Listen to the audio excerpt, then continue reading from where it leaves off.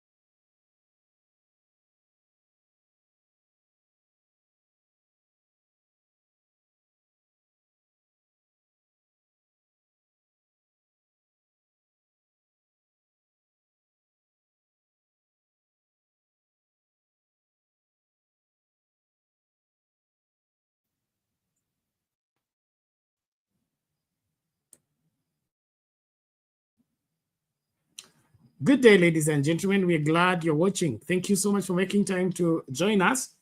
This is Sound Candid Talk Open Forum Political Discussion Show, the show that gives you an opportunity to air what you feel and think about the latest development on our political front. We apologize for technical hiccups with our internet. We ask you to bear with us and to hope that we'll be able to pull through. But wherever you are, you're welcome on board, even as we start this conversation, where we are looking on where the High Court has now thrown out the case that was standing between the reconstitution of IEBC and over the IEBC.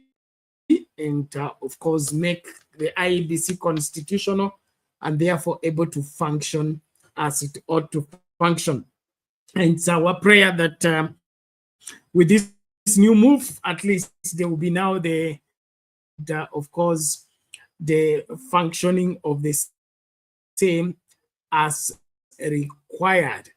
Well, while that is happening, there is and that is the alarming reality of missing persons. Because the rate at which we are witnessing people disappear in the hands of the police or in the hands of the abductors is not normal. And the way we are going about it is like we are almost inoculated. But in this particular show, we'll be looking at this to see to it that we can do our best to fix whatever that needs to be fixed. Now, it appears our internet is not good, so we will do voice.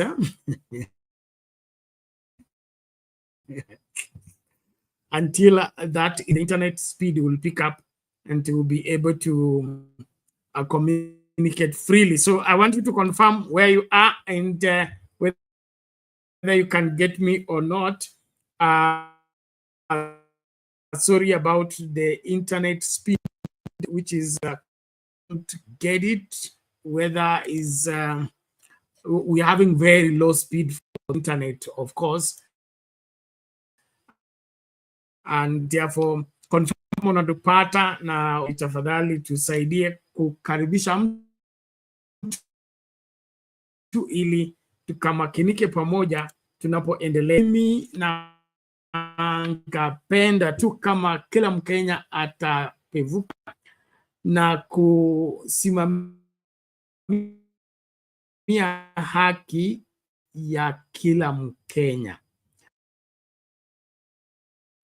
There is something committed to ensure that it continues, and that is the government getting away with all its faults and all its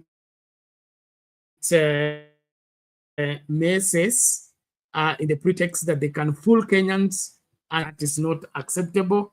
And so each one of us needs to arm themselves with that's gone wrong must be fixed. And there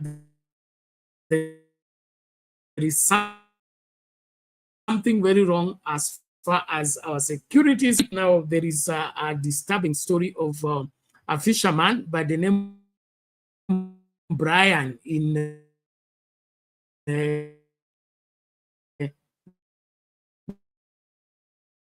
Nakuru, who was arrested in a lake where fishing had been stopped. And the residents saw them arresting him, and he was begging to be released, to be forgiven. And then later on, now is 7 days, he cannot be traced. He's not in the police station, he's not in custody, yet he was arrested by the police. So our existence as Kenyans are concerned, and so it's becoming normal that our people just disappear and then we forget it. We move on, like it is said in election, and move on. Are we going to accept our brothers, our sisters, our fathers, our in-laws or being arrested, then they disappear in the hands of the police?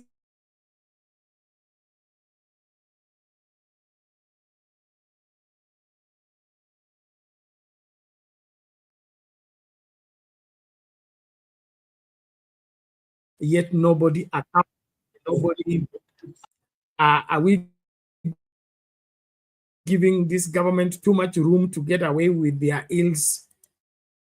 And when we do that, are we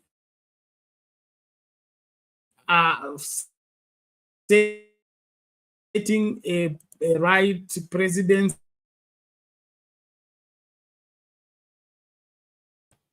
a clear or a satisfactory answer to the missing, to the whereabouts of missing people, especially when after the like I said, you will need to bear with us. The internet is really under I don't know wrong with our net today, but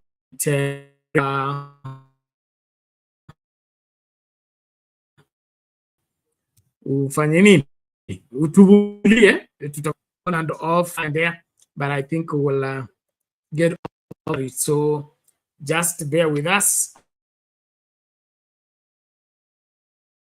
as we switch and hide wherever we can have to continue.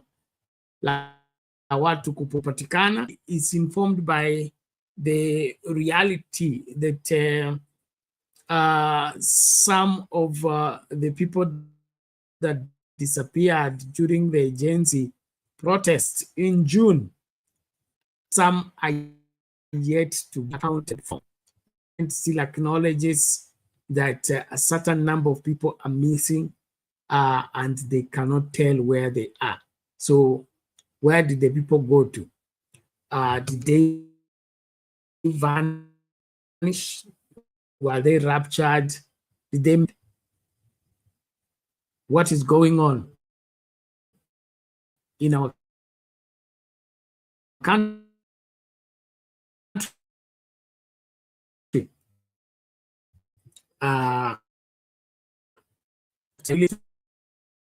Of course, ensure that we try to carry conversation.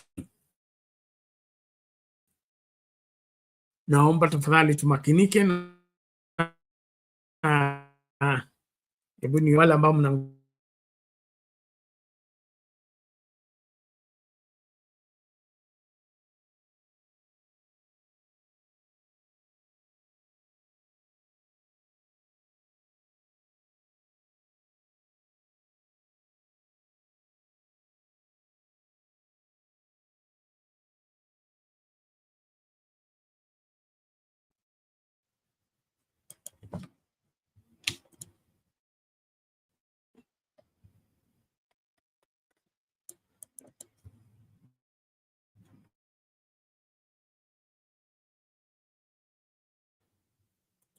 right.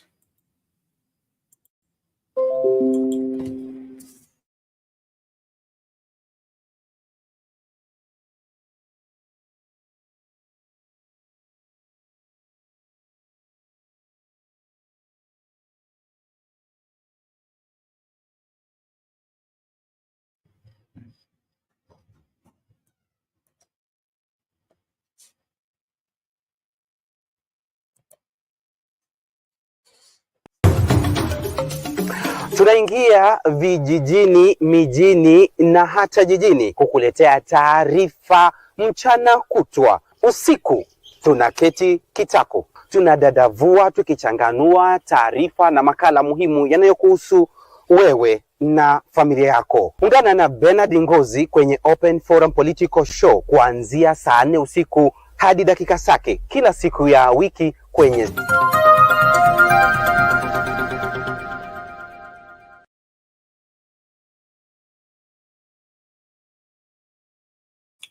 Okay, welcome back, ladies and gentlemen. Thank you so much. I hope you can get me from there. I pray that tutasonga mbele licha ya matatizo. Undumani, nimepeana link ndio hiyo kwa comment section. Tafadhali tumia, ingia studio, tukajadili masuala haya. Tunazungumzia swala la IEBC. Koti imetupilia mbali ile kesi ilikuwa inazuia kutengeneza panel ya hoji na kudadisi na kuinterview wale ambao wanapaswa kuhusika katika kufanyika commissioners wa IEBC upya. And then of course tunazungumzia hili swala la watu kupotea. Watu kupotea imekuwa kama ni jambo la kawaida, na kile kinachostua ama kinachostaajabisha ni kwamba hawa watu wanapotea wakiwa mikononi mwa polisi. Polisi wale wanapaswa kutupatia usalama na kuhakikisha kwamba kila Mkenya ako salama, au mikononi mwao ndipo Wakenya wanapotea. So swali kwa kila mmoja wetu ni kwamba hivi itakuwa kwaje kwamba wale ambao wanapaswa kutulinda au ndio wanahatarisha maisha yetu na wanafanya tunapotea? Na hii inatokana na hiyo story ya kutoka Nakuru ambako mvuvi mmoja aitwa Brian alinaswa akivua samaki kwa sehemu ambayo haikubaliki, na walisema inasemekana katika hiyo kiziwa ama kitumbwi kulikuwa na ile inaitwa nini, ban ya kuvua samaki. So alipopatikana akashikwa na hao polisi, na wenyeji wanasema walimuona akiomba polisi, akililia polisi wamwachilie, alafu baadaye inasemekana hapatikani. So tutakuwa nchi ya watu kupotea wasipatikane. Na hili linaendelea, sisi wananchi tunapaswa kufanya nini? Okay, sisi kama wananchi tunapaswa kufanya nini? Kukubali na kusonga mbele, ama tusimamie haki na kudai haki zetu mpaka tuzipate? Hiyo ndio na kukaribisha tunapoanza mjadala wetu. Bwana David Ambani nimepeana, kama hujaiona naomba uangalie tena. Let me see, it is there. Okay, let me send it again just in case it didn't arrive. Well, that's what you are looking at. Watu wanapotelea wapi? Mbona polisi badala ya ihakikishe kwamba kila mtu analindwa, haswa yule mtu amenaswa na polisi, itakuwaje watu wanapotea mikononi mwa polisi? Na watu wakipotea mikononi mwa polisi, nani wa kulaumiwa? Nani ambaye anapaswa ku-explain hao watu walienda wapi, kwa nini? This is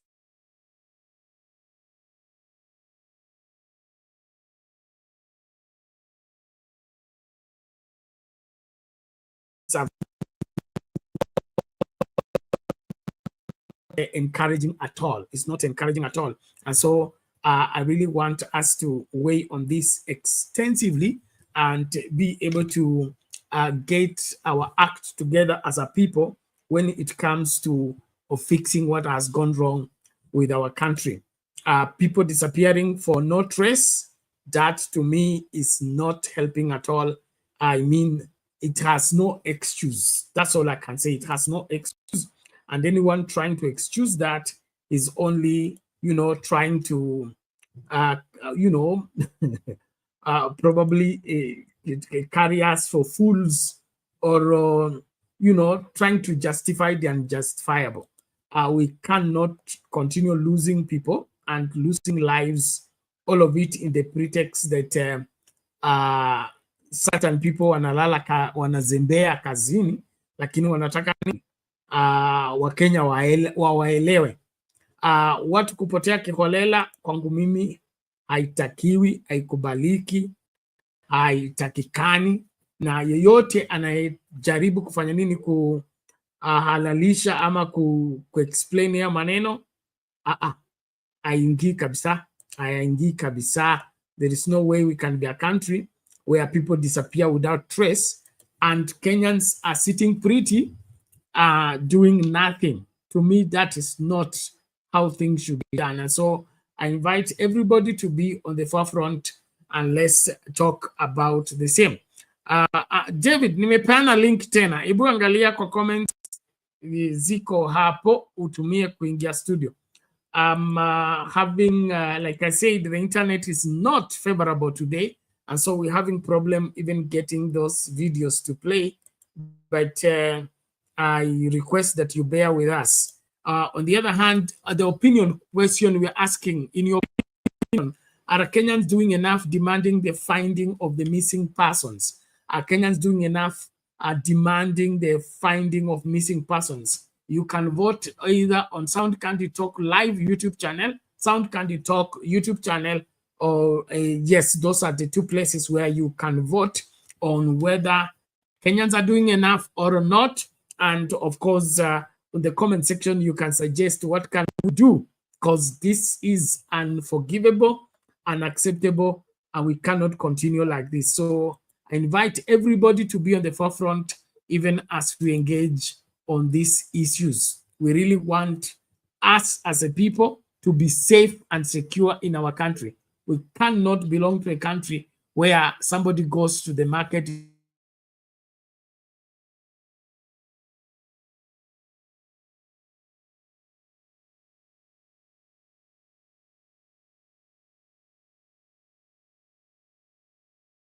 and understandable to me is not how things should be. And so as Kenyans of goodwill, let's Fisherman that was in their custody, and then 7 days haonekani, hajulikani kule yupo. So hili ni swala nyeti na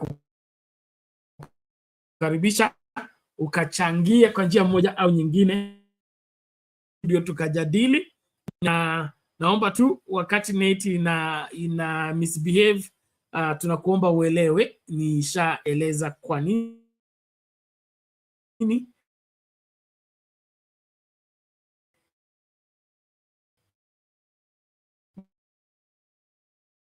na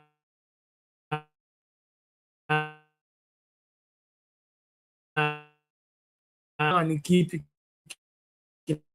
kinasumbua, lakini kwa lolote lile lazima tu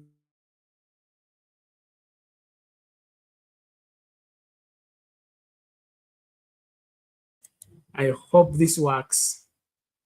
Oh God.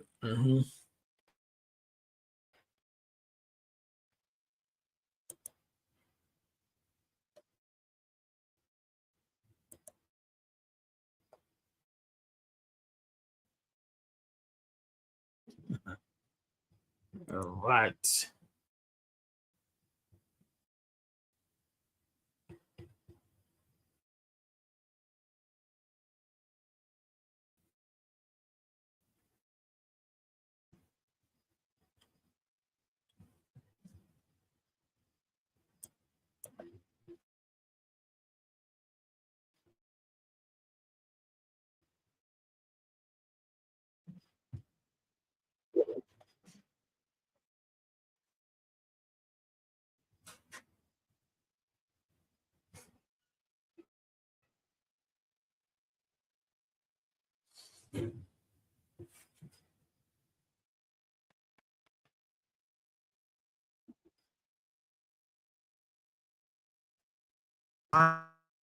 Waiting on for his release or information of his whereabouts. Today, the demonstrations took place in the residential estates, forcing many to flee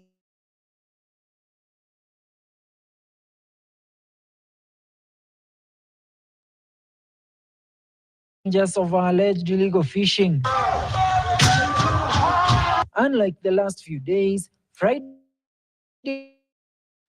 the running battles took place within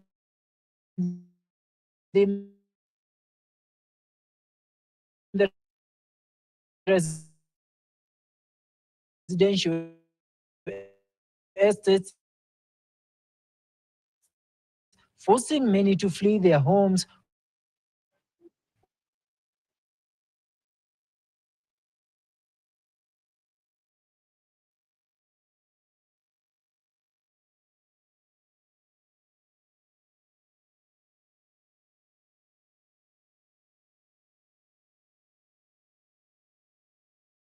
Alikuwa ameenda kuhustle, aliacha confirm ameenda kuhustle, lakini serikali hajatupea kazi. Ameenda kutafuta kazi, unaona? Brian's brother Carlos,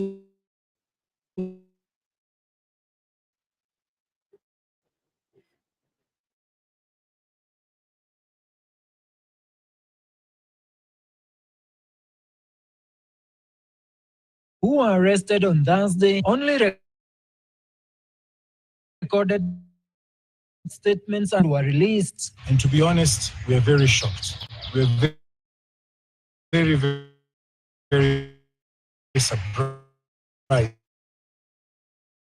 they've been released. We actually expected them to be charged in a court of law. But the mere fact that they've been released is enough evidence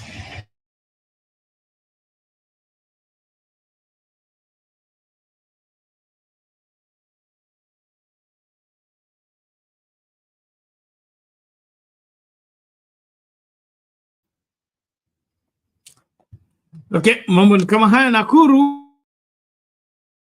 kunasemekana hakukaliki, wakazi wanasema polisi waeleze Brian ako wapi, na hii trend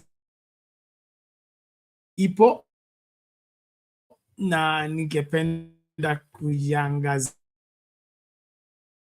kwa kina. Kwa hivyo nakuomba maoni yako.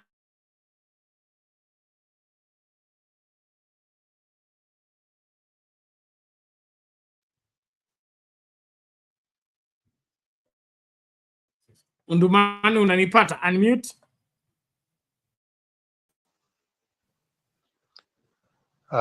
Bernard, sijui kama unanipata. Unanipata? Yes, nakupata, endelea. Okay, Bernard. Usalama katika nchi ni kitu ya maana sana, na nchi ikikosa usalama na wale wanastahili kupea wananchi usalama, hao ndio wanapoteza wananchi.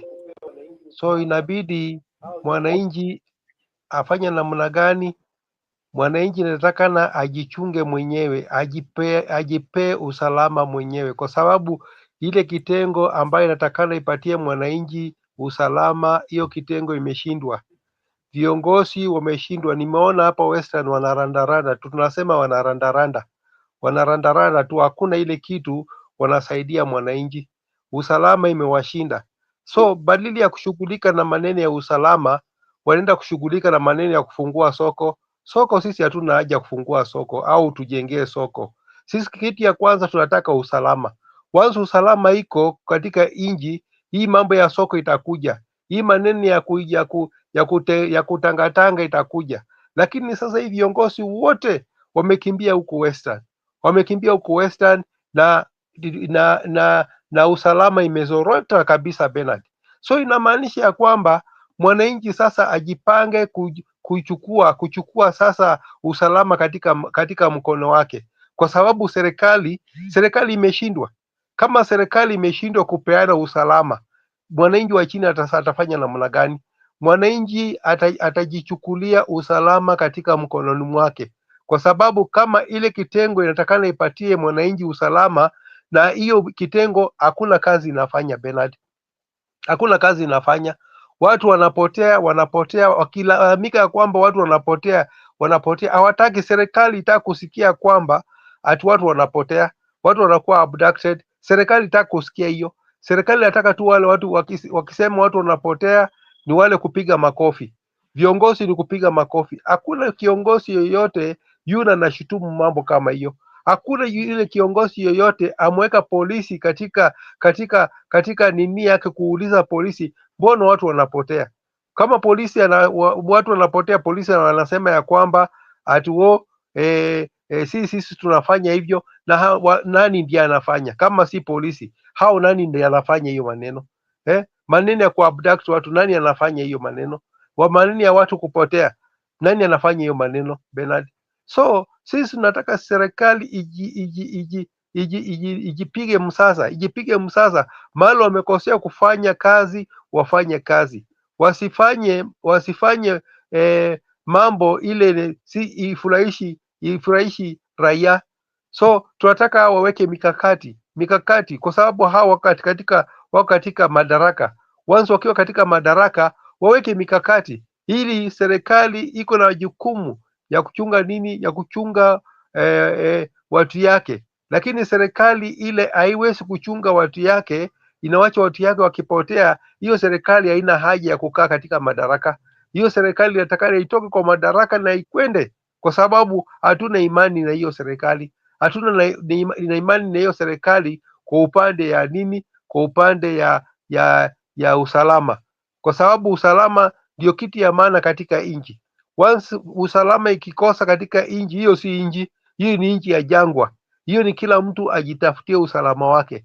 Lakini inchi ile iko na sheria, ile inchi iko na sheria, inatakana hiyo sheria ifuate. Kama mtu amekosa, inatakana huyu mtu apelekwe kotini kabla ya masaa 24. Lakini sasa mtu anapotea, kesho wengine wanapotea, na wale wanapotea ni vijana, wanapotea ni vijana. So na tunasema ya kwamba hao vijana ni viongozi wa kesho.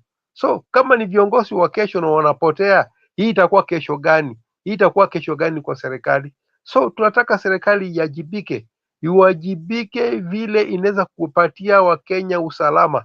Kama usalama hakuna, then waambie Wakenya sasa wajichukulie usalama katika mikononi mwao, kwa sababu raia wanajua kujichunga.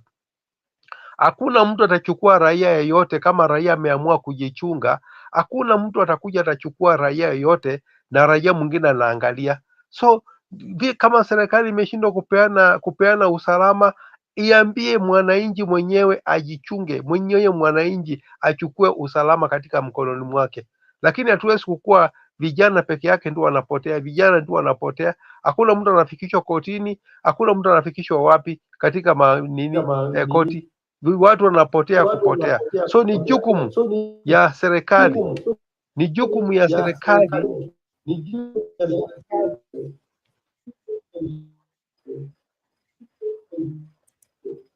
Unanipata Bernard?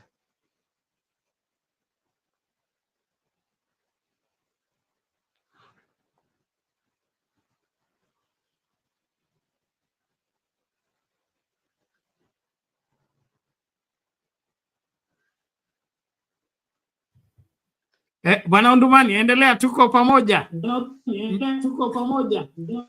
Ni sawa. Ndio nasema viongozi wamekosa kuongoza Kenya. Unanipata? Well, ladies and gentlemen, thank you so much for being part of the conversation. We hope you're able to get us. Tuni, confirm if you're able to get us, please. There are hiccups here and there, but we are managing as we proceed. Thank you for being part of this. We are looking at these missing persons. Why are we having a high rate of missing persons in our day? Is this what is norm with our country? Is this what we are becoming as a country, that we can no longer secure our people? And then what is making matters worse is that the people are disappearing in the hands of the police, like this situation in Nakuru. What is your take on this same? We having a functional government or a dysfunctional government? While this is happening, because what's going on haifurahishi kabisa na haipendezi kabisa. Hatuwezi kuwa na nchi ambayo inaweka maisha wa Kenya hatarini kila uchao. That Kenyans are not safe going out, they are not safe coming in. Like the time of Asa in 2nd Chronicles 15. You see, there was no in the land. Everybody that went out was not secure, and there was no teaching prophet or wherever priest at that point in time. So what is this that has happened to us, that as a country we can no longer secure our people or guarantee their welfare? Karibu kila moja. Undumani, sijui kama bado upo. Nakupata Bernard, niko. Sijui kama unanipata. Kana Undumani unanipata? But let's keep going, ladies and gentlemen. Let me see some comments. I'm trying to navigate between our studio machines here to ensure that one works. Kuna ujumbe hapa ya Willy Madilo inasema Zakayo is taking Kenyans for fools. I do not understand how a company like Mumias, which is under receivership, pays bonuses. This should be made a case of study for the leasing finance universities. Interesting. Ninyi mtaniambia kama kampuni iko under receivership inatengenezanga profit mpaka itengeneze bonus. mtanielezea, nyinyi ndio wasomi wa economics. You should let me know how does that work. A very interesting question hapo Mwadilo, asante sana. Thank you for being here. Okay. So with IEBC being reconstituted, are you for it or not? And what is the verdict on the same? But the really thing I want us to look into keenly is this disappearing of people. Disappearing of people is not encouraging at all, and we need to address it conclusively. So I really need to have input. Wakenya wajilinde wenyewe. Are we going back to that moment of vigilante? Okay, watu walikuwa wanajilinda wenyewe kwa sababu the security was very bad, and since people are giving priority to what is what is workable, and so they decided that since watu hawezi kutulinda na serikali haipeani ulinzi wa kutosha, basi kila mtu afanye nini? Ajipangie usalama wake. Are we headed back there? And if that happens, will this country still be governable if everybody is going to find his own security in his own way by his own means? Will we still continue paying taxes and, of course, being looked at as Kenyan citizens who are obligated to, own their government and, of course, sustain that government? What will be the purpose of sustaining a government that is not working out everything to see to it that each and every one of us as Kenyans are safe and secure in our own land? Now, hilo ndio swala nyeti ambalo ningependa wewe ukalishughulikie kwa njia inayofaa. Kwa hivyo, kwa vyovyote vile, na kuomba ukajitokeze na tukajitahidi kuhakikisha kwamba hakuna mtu yeyote ambaye anapotea visivyoeleweka. We cannot continue like this. So I invite you, please, let's be on the forefront to speak up. Wale wanakuja studio, tafadhali njooni mapema tu tukazungumze. Leo hatutakawia sana kwa sababu tuko na masuala ambayo lazima tuyashughulikie mapema asubuhi.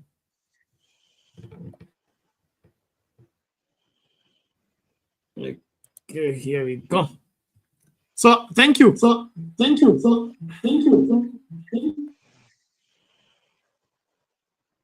Good.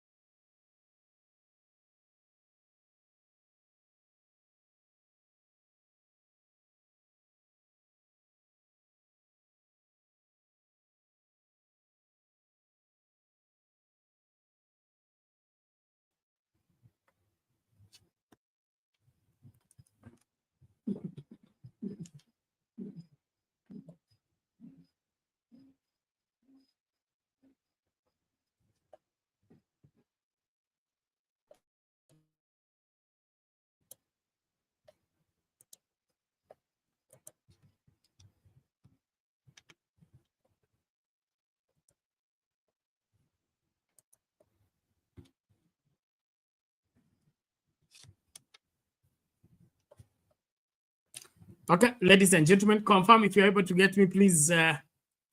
Our troubles are multiplying, but I think that is going to be stable enough for us to proceed. I'm expecting those who are coming in the studio, tafadhali kujeni tukaongee masuala haya kwa kina, watu kupotea. There are some videos that I'm supposed to play, but the net is not helping. And if it's not coming around, we may just decide to call it a day and try another day to fight. But mambo ni kama hayo. So maoni yako, karibu studio tukajadili kwa kina. Link ya kutumia kuingia studio nishapeana kwa comment section. So tafadhali kaitumie na ukaingie studio tukazungumze masuala haya bila kuyaficha. And then here we go. Let me see. One moment.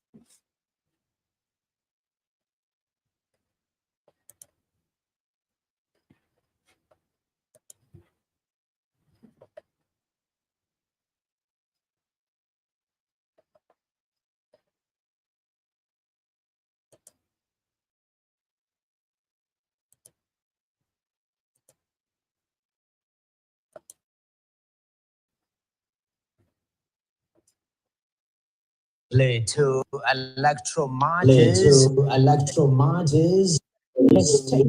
the formation of the selection committee that will pick commissioners for the electoral body IEBC. The High Court has now cleared the way for Parliament to send names of 9 members of IEBC. Play to electoral marches. The stage is set for the formation of the selection committee that will pick commissioners for the electoral body IEBC. The High Court has now cleared the way for Parliament to send names of 9 members of IEBC selection panel that will interview, shortlist, and forward the names to the President for formal appointment. High Court Judge Dora Chepkwony dismissed a petition against the nominees of the selection panel for lack of enough evidence. Our reporter Grace Nganga followed these proceedings at Kiambu Law Courts and filed the following report. After months of court battles and claims of political interference that have delayed the reconstitution of the electoral body, the High Court sitting in Kiambu has given a nod for the selection panel nominees to be fronted to President William Ruto for appointment. This court finds the petitioner has advanced insufficient evidence and grounds to warrant it to declare the overall process of constituting the selection panel as having contravened the provisions of Article 10, Sub-Article 2, and Article 54, Sub-Article 2 of the Constitution. A move that has been hailed by Wiper Party leader Kalonzo Musyoka, who now wants President William Ruto to hasten the reconstitution of IEBC. Already we're in a constitutional crisis because the boundaries review has not been done. And yet under NADCO, we made specific recommendations. By dismissing a case filed by Boniface Njogu Thursday, Justice Dora Chepkwony's orders issued in October last year, freezing submission of the names lapsed, meaning that the names can be gazetted, after which the work of recruiting new IEBC commissioners can start after Ruto's signature. The selection panel consists of Dr. Nelson Makanda, Fatuma Saman, Evans Masati, Nicodemus Kipchirchir, Andrew Tanui Kipkoech, Caroline Kituku, and Linda Kome. Nevertheless, the fate of Dr. Koki Muli hangs in the balance as there's a battle over her appointment at the Court of Appeal. Boniface Njogu, the petitioner, questioned whether the appointments were in line with Article 10 and 52(2) of the Constitution, which requires the state to ensure the progressive implementation of the principle that at least 5% of members of the public in elective and appointive bodies are persons with disabilities. The petitioner has failed to demonstrate that any qualified person living with disability applied or was proposed for nomination but was overlooked. The court finds that, based on the material before it, the petitioner's arguments remain and stand largely unsubstantiated and uncorroborated. The judge also rejected a petition challenging Azimio La Umoja's nomination process, noting that the claim that the coalition failed to conduct a competitive and open recruitment exercise could not be substantiated.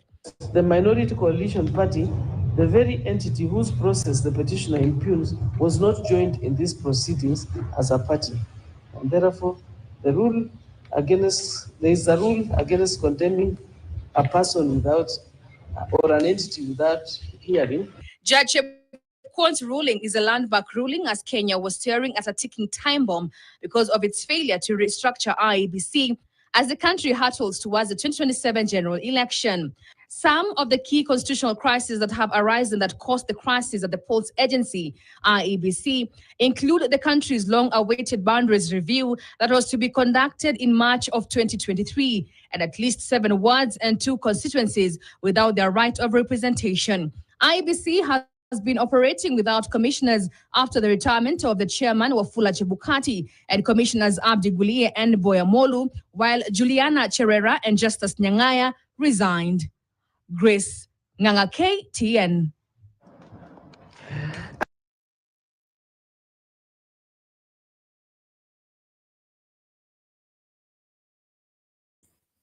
There you have it, ladies and gentlemen.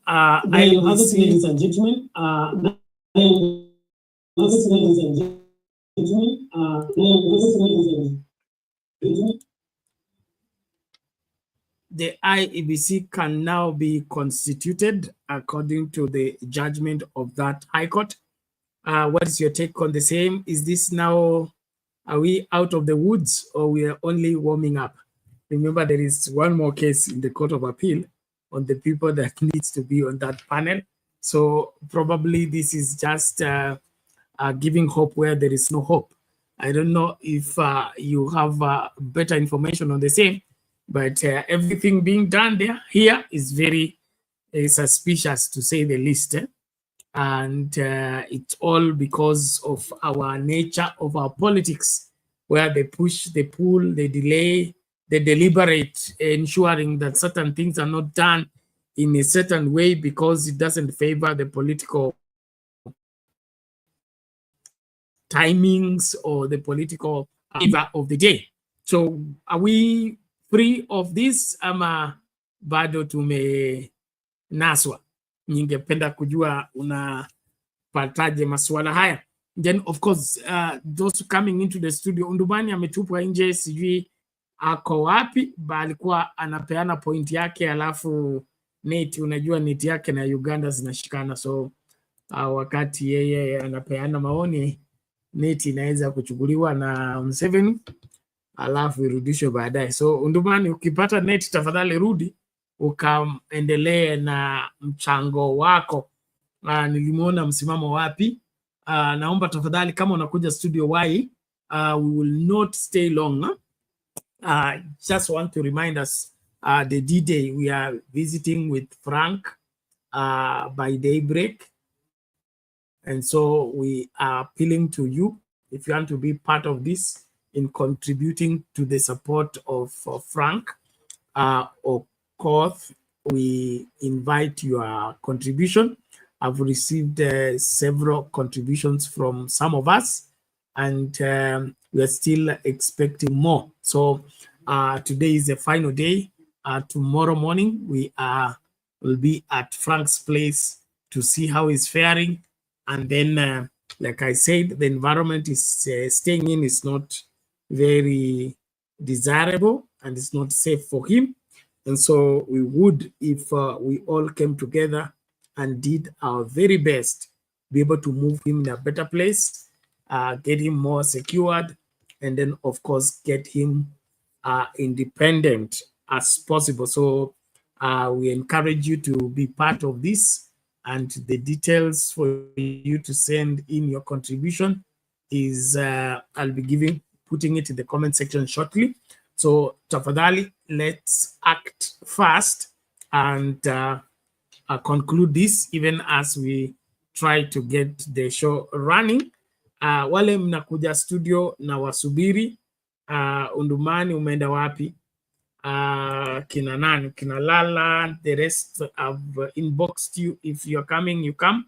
Now, kama vile nimesema, we will not stay long because we have those morning engagement and the weekend is very tight. So tafadhali tumakinike, tutekeleze wajibu wetu, na niwashukuru wote ambao mnahusika katika hili swala la Frank.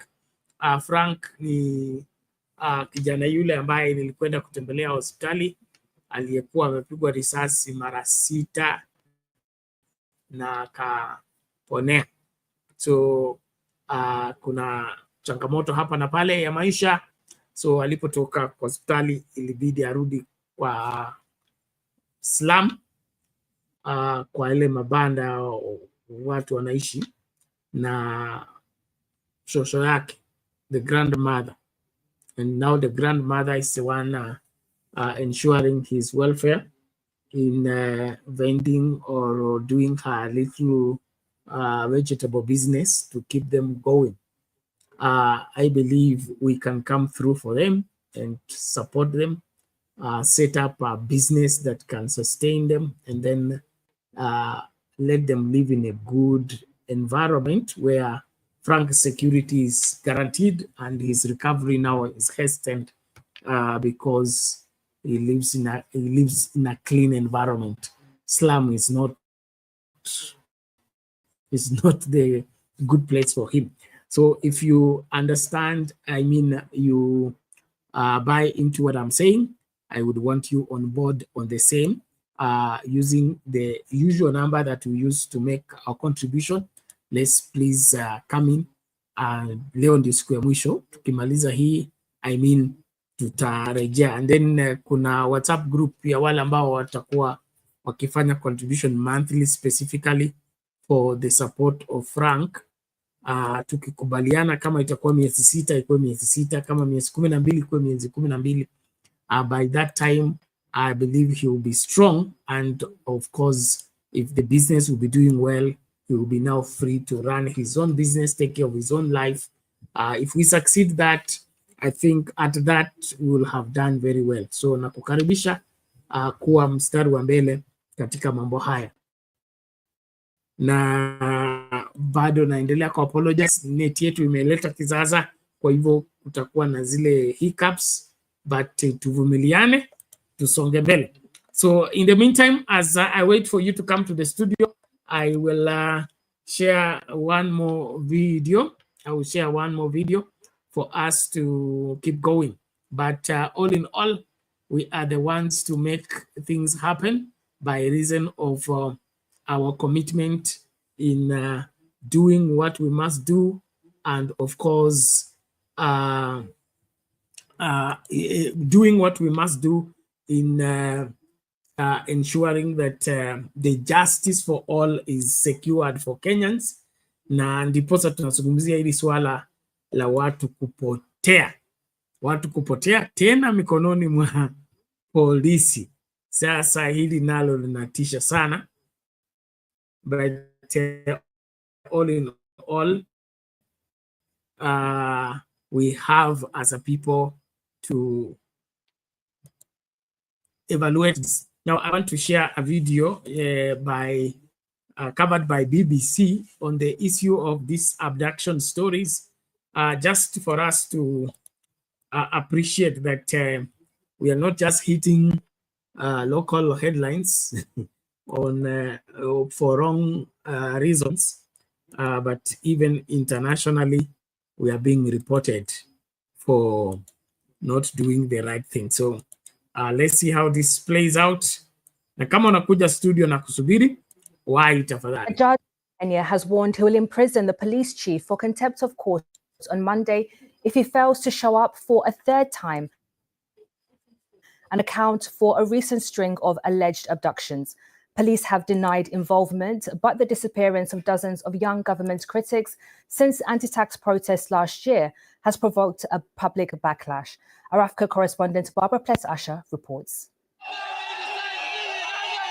In the season of Kenya's Gen Z, a judge in Kenya has warned he will imprison the police chief for contempt of court on Monday if he fails to show up for a third time and account for a recent string of alleged abductions.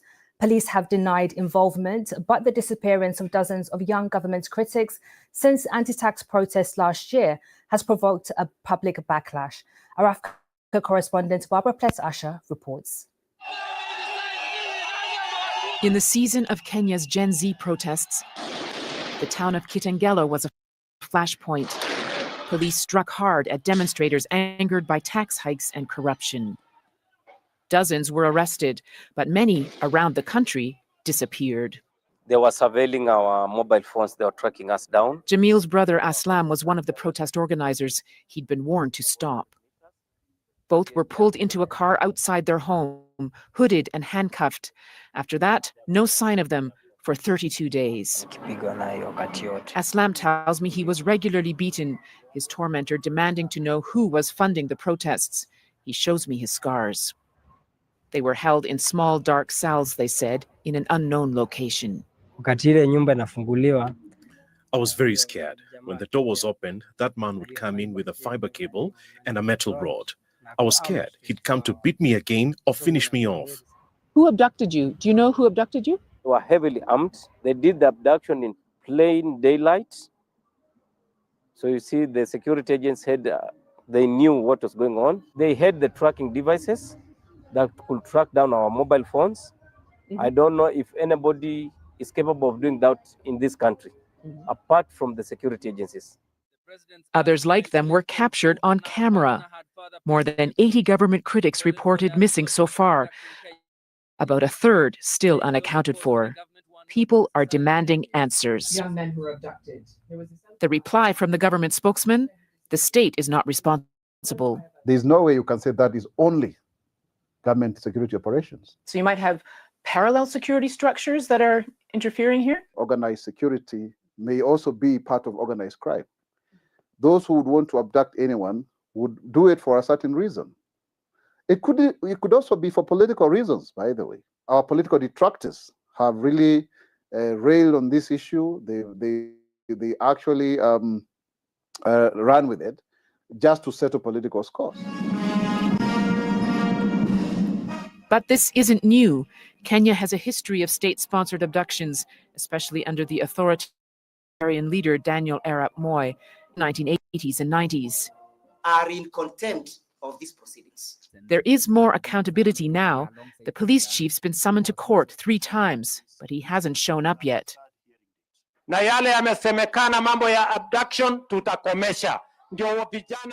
President Ruto has promised to stop the abductions, forced to respond to public outrage and to concern from Western allies. Kenyans are waiting to see whether the country has really moved on from its dark past. Barbara Plett-Usher, BBC News.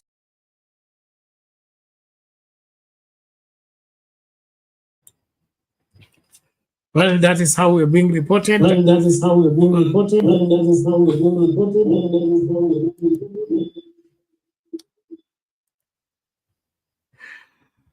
Sorry about that. Well, that is how we are being painted to the international platform on our ills back home here. Now, this aspect of people disappearing, what is your take on the same?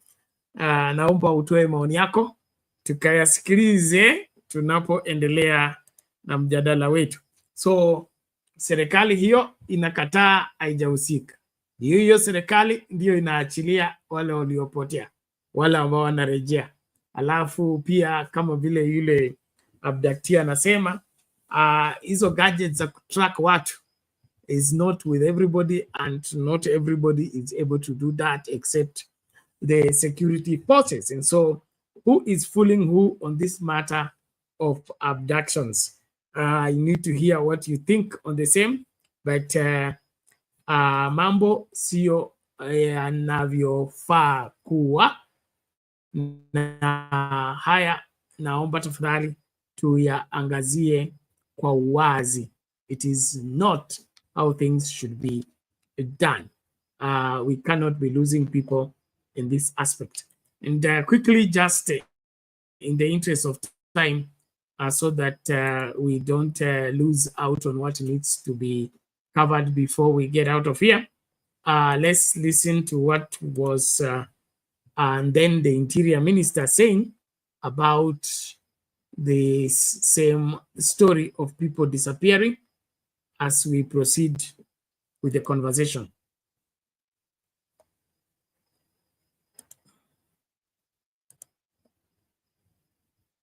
Has revealed that there was a second attempt to raise down Parliament after the June 25th aborted incident during the protests that erupted in Nairobi. Now appearing before the National Assembly's Committee on Administration and Internal Security, the CS also defended the police over what happened during the fateful day.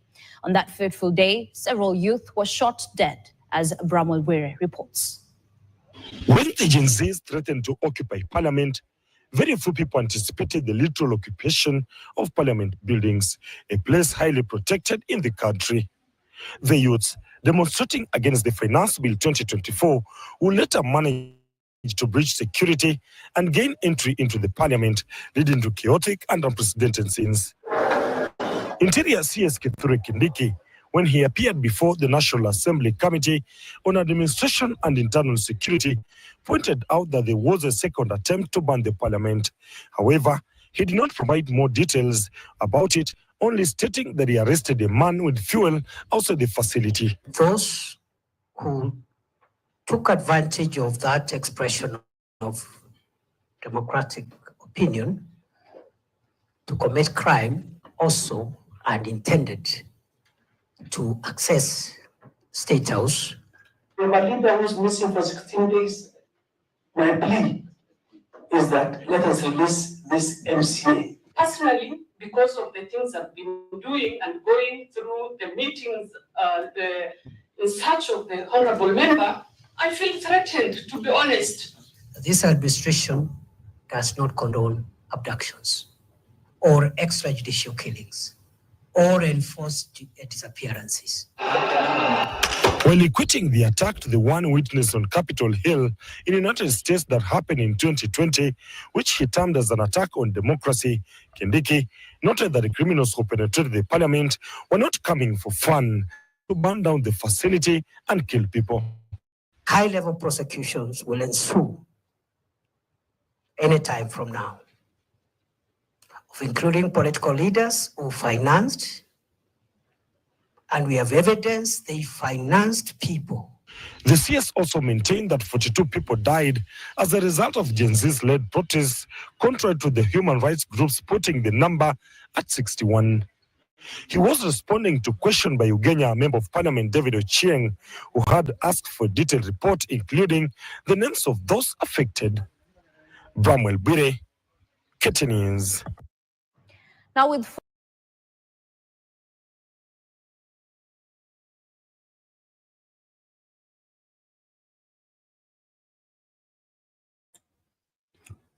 Okay, that is the current deputy president. And then he was Interior Minister responding to questions about the Gen Z protest. And you can see how he is evading to answer the questions or becoming economical with the truth. And one of the things he says, there is evidence that politicians and other people finance the Gen Z protest. I have no knowledge of any law that is against people financing protests. And if protests are within the framework of the provision of the Constitution, what makes financing them illegal, or what makes financing them unconstitutional? And I'm asking this because Kithure Kindiki is a professor of law. He needs to know better than all of us. So is this what we become when we get into power, that we disregard or develop some numbness when it comes to strict followership of the law? I believe this is one administration that has been speaking from both sides of their mouth when it comes to matters security and matters safety of Kenyans. And that's what I'm saying. This is unacceptable. We cannot have an administration that cannot account for its people and, of course, be crying, victim when they are supposed to be the ones protecting the people.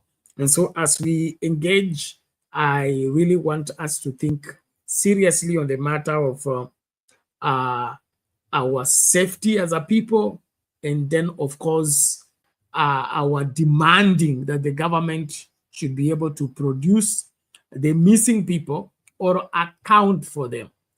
The number of people who are disappearing is alarming, and we cannot, continue sitting pretty and hoping that things will just change themselves. And so as we engage, and even when the show is over, I would want us to think seriously on this matter. Because one of the things that I fear most about our attitude towards what's happening in this country is that I believe we are letting this government, especially, off the hook too often. And of course, with flimsy excuses. And to say the least, they are getting used to that, to those flimsy excuses, and in the process, become more lazy with every passing day when it comes to accounting for the lives of Kenyans. We cannot, live in a country where, don't forget Shakahola, okay? Government records, over 400 people disappeared. I mean, this is not it. So if we don't raise the alarm and demand better standards of security provision, we are doing poorly as Kenyans. And this vigilance of ours is the only sure way for us to be able to secure our country. So I really want us to get serious on this and do everything in our power to ensure that this government is delivering on the issue of security. As telling us they don't know where the people are, they don't know who is abducting the people, they don't know where the people that are missing are going to. That should not be a response from any sensible and sane government. So I invite your input. Let's look at this. Kithure Kindiki giving his submission to the committee of parliament. Now, Interior Cabinet Secretary Professor Kithure Kindiki says the Gen Z protesters who led the countrywide. Now, Interior Cabinet Secretary Professor Kithure Kindiki says the Gen Z protesters who led the countrywide anti-government demonstrations in June and July this year were part of a larger plot to overthrow President William Ruto's government. The CS, who appeared before the National Assembly Security and Administration Committee, defended the conduct of police officers during the demos, saying if the police did not use lethal force, the protesters would have taken over the country illegally. Emmanuel Toh reports.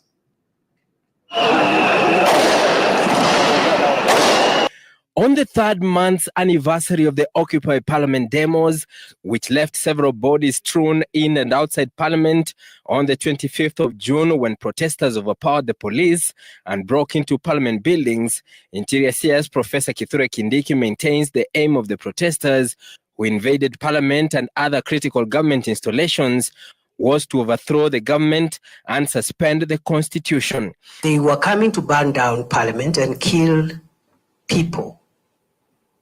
Basically, they were not coming to demonstrate and ask for the finance bill not to be passed. They were coming to cause grave harm. Because if we overthrow constitutional institutions like Parliament, judiciary, the executive, we have no country. The things we are discussing here, we will not have even this discussion where a parliamentary committee is grilling the security minister because the country will not be there in the first place. The CS defending the conduct of the police who have been accused of using excessive force to deal with the protesters, saying the use of live rounds was justified to neutralize the protesters who went overboard, adding that not all protesters who succumbed to gunshot wounds were shot by the police. I can say this without fear of contradiction. The fact that somebody has died through a bullet where police officers were trying to control a crowd is not conclusive proof that that person has been killed by a police officer. And that's why the justice systems must help us establish the truth without shielding anybody. If a police officer went outside the law, they must be held accountable. In his statement, the CS said only 42 people died in the protests against the record of over 60 by the Kenya National Commission on Human Rights. Kindiki adding that 2 bodies were still unaccounted for in mortuaries. Government records also show 132 persons are still missing and 1,208 were arrested during the period of the demos. During the session, tempers flared up as members of parliament from the northeastern region demanded that CS Kindiki produces Dela Ward MCA Yusuf Hussein Abdi, who has been missing for the past 16 days. If this particular leader has committed any crime, he's supposed to be before a court of law, not in detention. Not in the name of abduction. We want our honorable member back. We want our son back. We are not asking for much. He is in the hands of the security agencies. Hussein was allegedly abducted on his way to South Sea in Nairobi. Emmanuel Tor, Citizen TV, Nairobi.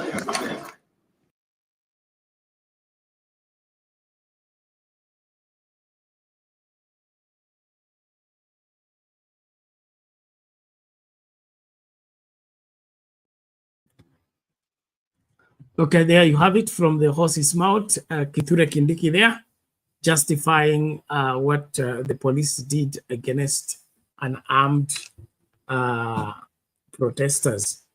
Don't forget, I say that he's a professor of law, and so we expect better than what he's talking about. And then, of course, the assumption that they were coming to overthrow the government. They were funded to overthrow the government.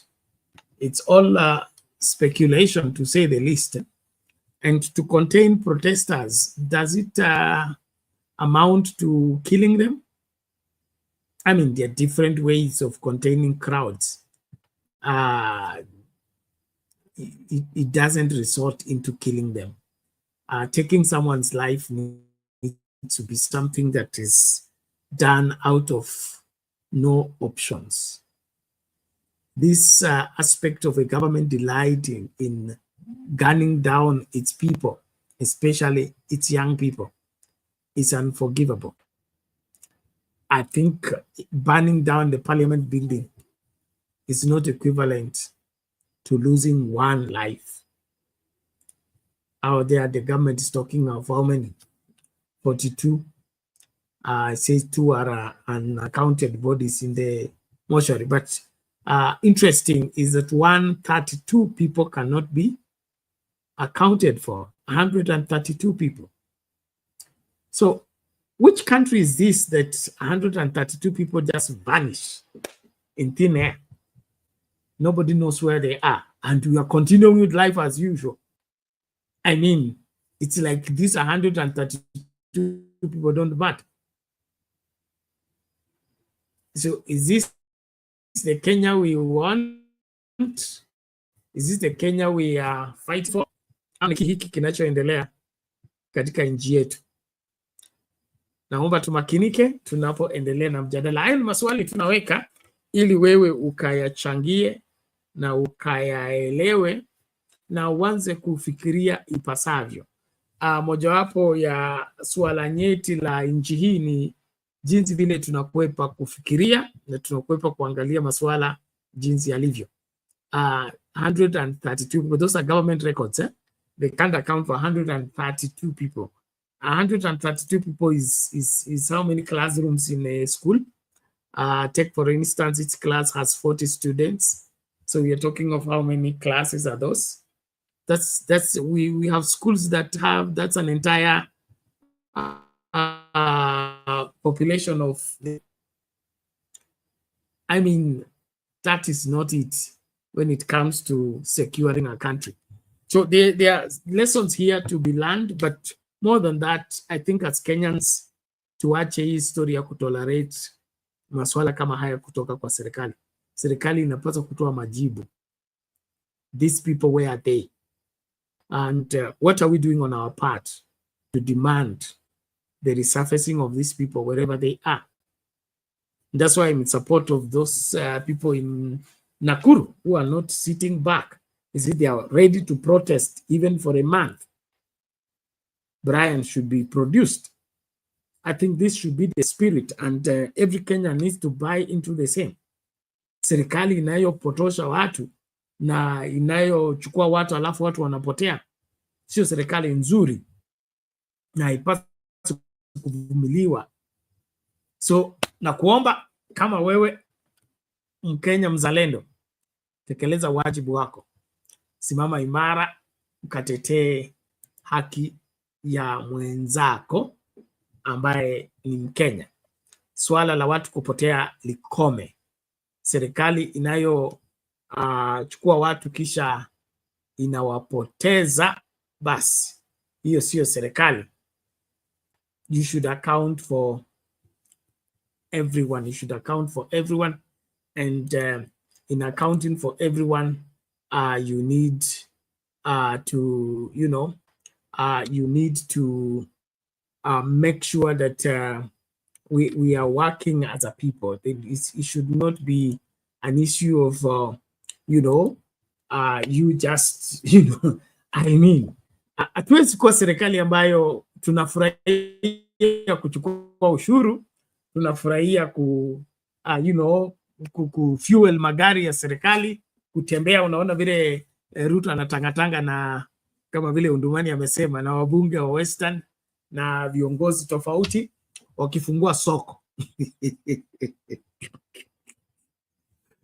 soko ya samaki, ya mbuta na soko ya vitu zingine tofauti imeenda kufunguliwa na mpango mkubwa tu wa rais mzima. I mean, this is, I don't know, labda mimi ndio sielewi, lakini hii haikubaliki, haipo, na hatutaweza kama tutaendelea hivi kwa kama nchi. So I really want to encourage us, let's be on the forefront in rejecting what is unacceptable, fighting what should be fought.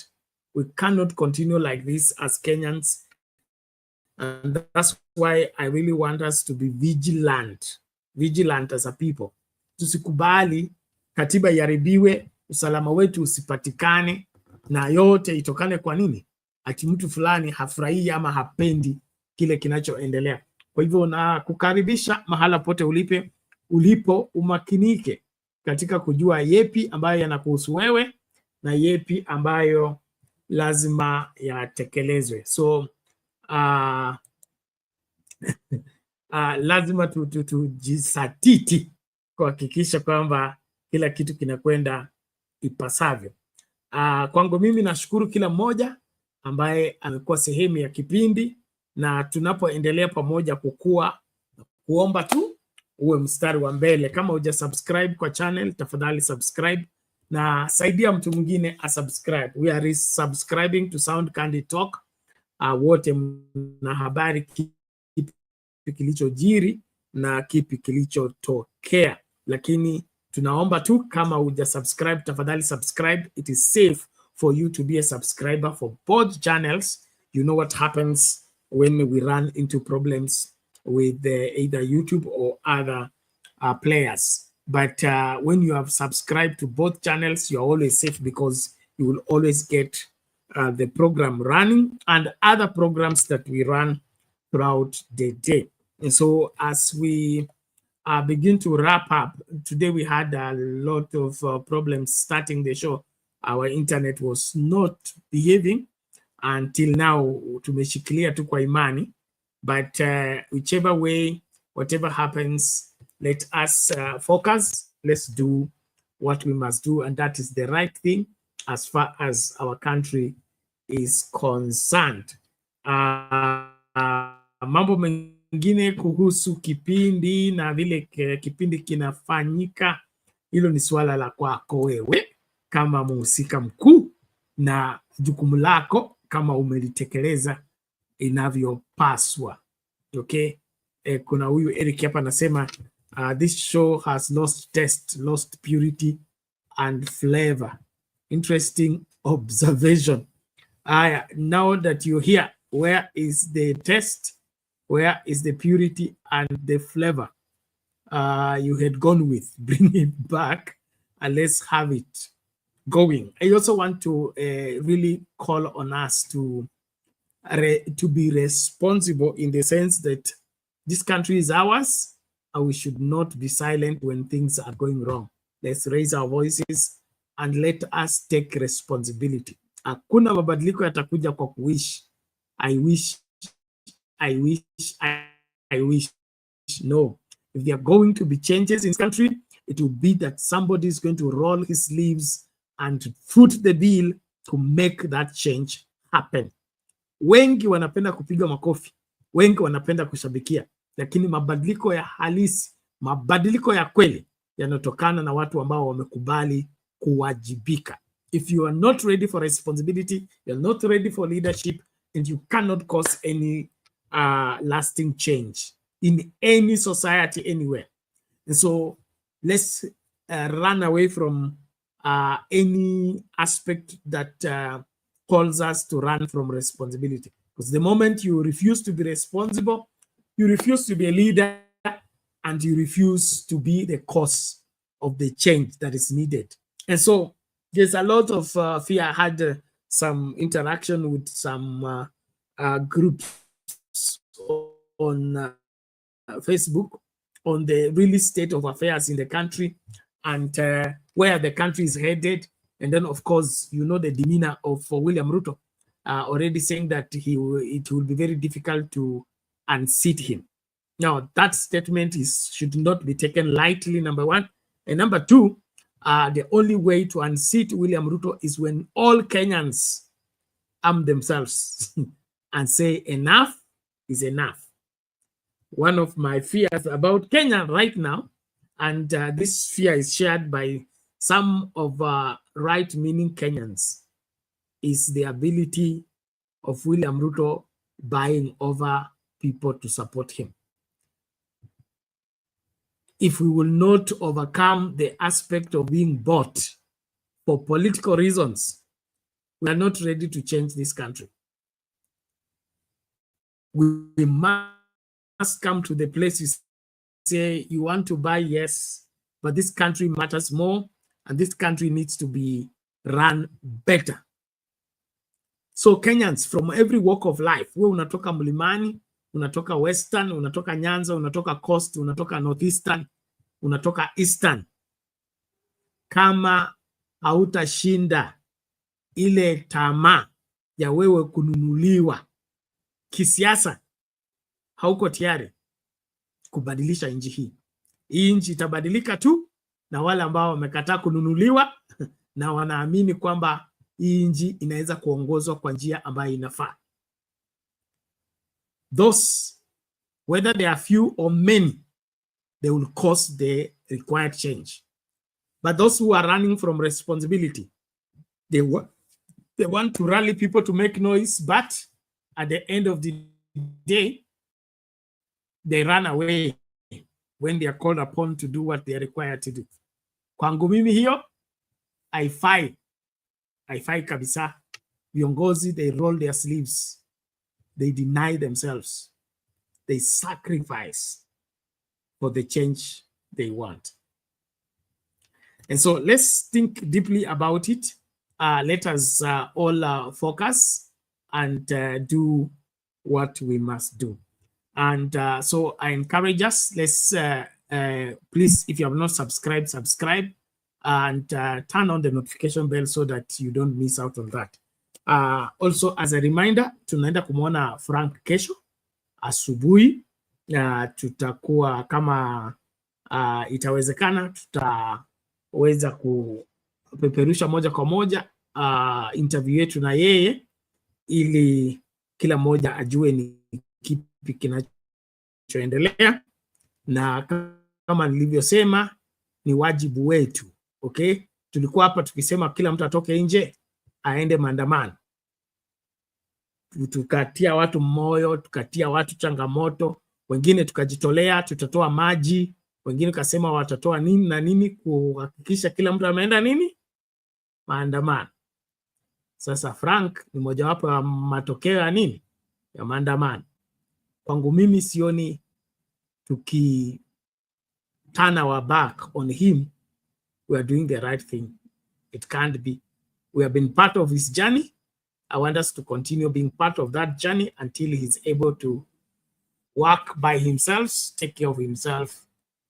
And that way, I think we'll have done something as far as his life is concerned. Lakini tukihepa kama wengine wetu wameanza kuhepa, it is very sad that even some of us are beginning to talk story ya tribalism. Wanasema sio kabila letu. Interesting times.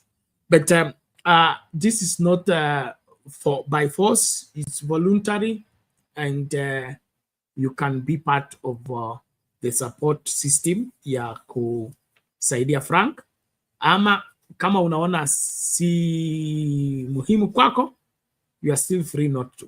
You are still free not to. We are not making it compulsory to anybody. We just want those that are willing and feel responsible enough to do something about it. And so details ziko hapo kwa comment section. Tafadhali tutumie kutuma michango yetu by saa 3 asubuhi masaa Afrika Mashariki. Tutakuwa tushafika kwa Frank, alafu tuone vile kuko and then hali ilivyo, and then the available resources will determine whether we move them or until the month is over. But let us do well in terms of the contributions. So I salute everybody. Please, let's keep going. This is what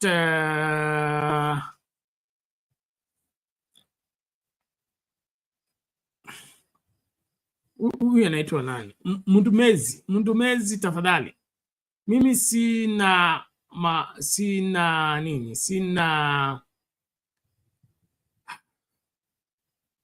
I don't have a problem with you. Please don't look for one for me. Okay? Nishasema hapa tena na tena. YouTube tuko kama 2 billion channels. Okay? Kama hii kufai, unatembea utafuta ingine. Okay? Kule ambako wanasema kile unataka na kile unapenda. Sio lazima kuwe hapa. Sio lazima. Kile ambacho nilikataa kwa hii show ni watu kutumia lugha chafu na kutusi watu kiholela. Hiyo haiwezekani. Kama hiyo ndio ulikuwa unataka kushabikia, ama ndio ilikuwa inafanya show inakuwa mzuri, basi tukue tuna show mbaya. Hiyo nakubali, tukue tuna show mbaya, kwa sababu sijaona matusi ikisaidia katika kujenga nchi ama kukomboa nchi. Kama tutakomboa nchi, lazima tuweke mikakati inayoeleweka. Tunatoka wapi, tunaenda wapi. Hata wale ambao wanafanya mapinduzi ya serikali hawaipindui tu kwa kupiga kelele. Wanaweka mikakati, wanapangana. Nani atakuwa wa kwanza, atasema nini, kipi kitafuata, hiki kifanyika, nini kitatokea. Nothing changes just because somebody wants change. You must be willing to deploy your faculty and securing that way on principles. So wengi wetu kama mnataka tu kelele, hiyo haipo. Join zile channel za matusi za kutukana. Hapa tunataka watu wawe soba, waelewe tunatoka wapi, tunaenda wapi. Mambo mengine nilibachana nayo kabisa. Okay, niliachana nayo kabisa na sitarudi huko. So kama ninyi mnataka hiyo, haipo hapa. Masuala ya ukabila pia tuko hapa kuhakikisha kwamba haupo. Okay? Na hiyo inamaanisha wale ambao wanajiona ni wakabila ama kabila lao lisitajwe. Kwanza hiyo ndio ukabila, hiyo ndio symptom ya kwanza ya kuwa mkabila. Okay? Utaki kabila lako litajwe, lakini wewe unataka kutaja makabila mengine. That is the number one symptom that wewe ni mkabila. Tena mkubwa sana. So kama wewe unataka ukabila uishe, lazima uvalue kila mtu. Na kuvalue kila mtu ni kuhakikisha kwamba serikali ya Kenya inabaki serikali ya Kenya na sio serikali ya Mount Kenya ama serikali ya Western Kenya ama serikali ya Northeastern Kenya au serikali ya Coast. Serikali ya Kenya ni tofauti na regions zote. It belongs to everyone. Ndio nikasema hapa jana, wale wanaumwa ati serikali ni yao, hao ndio walipiga kura nyingi, kwa hivyo watu wengine wasiingie kwa serikali. That is not how things are done. Let's stop that. So this show is going to be here as long as we are enabled to keep it running, and we are doing it because we want Kenya to be made better. Sio kufurahisha mtu fulani, na sio kushabikia mtu fulani. We believe in a better Kenya. Kenya for all Kenyans. Na hiyo Kenya tutaipata. Kenya ambayo kila Mkenya au ametoka wapi atakuwa secured. We realize that Kenya. We just need to keep pushing and insisting on the same. Lakini wale ambao wanataka kunadi kabila lao ama kunadi kura zao, wanunuzi tuko wengi. Wanunuzi wako. William Ruto ameamua ataenda kununua. So nyinyi mkisema mnakusanya kabila lenu pamoja ili muende kwa meza, mkaseme mkilipwa hivi mtalipa, basi sawa. Hiyo ni yenu, lakini siku moja mtakwenda kushinda hizo vitu zote. Na tufix hii Kenya ikuwe kila Mkenya. Naamini mtu wa kabila lolote anaweza kuwa rais wa Kenya. Hiyo ndio Kenya nataka. Sio Kenya ambayo rais ananaswa na sehemu moja. Nasema alipewa kura nyingi kwa hivyo hawezi kupeana viti kwingine. Mpaka sisi tupate zetu 9 kwanza ndio hao wengine wafikiriwe. It doesn't work that way. Even on the family level, it doesn't work that way. And so tuache hiyo story ya kusema tukisema hivyo sisi ni wa kabila. Kenya ni tofauti na kabila. So ukitaka kufanya siasa ya kabila unakuwa governor. Kuna section ambayo ni kabila moja tu iko kwa county moja. So huko utaweza fanya hizo vitu za ukabila and interests ya kabila. Lakini kama Kenya lazima tufightie kila Mkenya. We fight for every Kenyan. We fight kwa yule mrendile kule ambako hawajui Kiswahili, hawezi kuongea Kiswahili. As long as they are Kenyans, they need to be represented in government, one, and the government needs to take care of them. If that doesn't sound good for you, bas, you are part of our problem. And you will put you on the list of things to solve. So, ladies and gentlemen, I salute everybody. So let's be here. Let's do what we need to do. Na wale ambao wanataka kuzurura, hakuna shida. Ruto anaongoza Tangatanga movement, unaweza fuatana na yeye. Mtazurura hii Kenya, mkiuza sera. Na hadi zisizokuwepo. Na hiyo mambo yote, mnaweza kutangatanga. Lakini ukitaka kujifunza vizuri, uelewe mambo vizuri sobali, bila kusumbuliwa ama bila kupotoshwa, hapa tuko hapa. We are committed on that. We are committed on that. And so, including all the people we host here, we want people who will come and contribute towards the better way to go about our governance, the better way to go about our leadership. Of course, linking it to our history and of course the probable future. So all sensationalism, no, it has not worked. It doesn't work. We don't want it. We just want sober judgment of matters. Put the blame where it belongs. Blame those that needs to be blamed because they are responsible, especially those drawing salary and not doing what they are supposed to do. Like the security sector. They are enjoying everything. Budget yao kwanza inakuanga ya kwanza. Then angalia kile kinachofanya. At 132 people disappeared in thin air and they can't account for it. Na bado wanaendelea hapa wakivaa kofia wakisalute. Hapana, that should not be. So let's ensure that we do what we must do and we will be here. So conversation continues even when we sign out, but I'll be waiting to hear from you as I go to see Frank. And if you will you have message for Frank, talk to me on WhatsApp or otherwise. And then of course, WhatsApp group, tukutane kwa hiyo WhatsApp group tuangazie masuala haya tukiangazia available resources and possibilities. I'll be going there personally to find out the possible way, the probable way of them being moved from that slum area and being taken to a little better place at least where there's security, there is water, and there is electricity. They cannot continue being in that, slum area, and then we secure their welfare. So asanteni sana, naomba tafadhali tutamatishie hapo. Leo tumekuwa na shida ya network, lakini na inaonekana imeanza kurudi vizuri, lakini kwa vyovyote vile, kwa sababu hakuna wale ambao wanataka kuchangia masuala haya, tutamatishie hapo. Tutakuwa hapa hiyo kesho, and then of course tegea vipindi vingine tunavyo mchana. We are going to be interviewing some key people. And then of course, Frank, we will be carrying part of our studio, our gadgets, to be able to interview him live, moja kwa moja kutoka mahali yupo.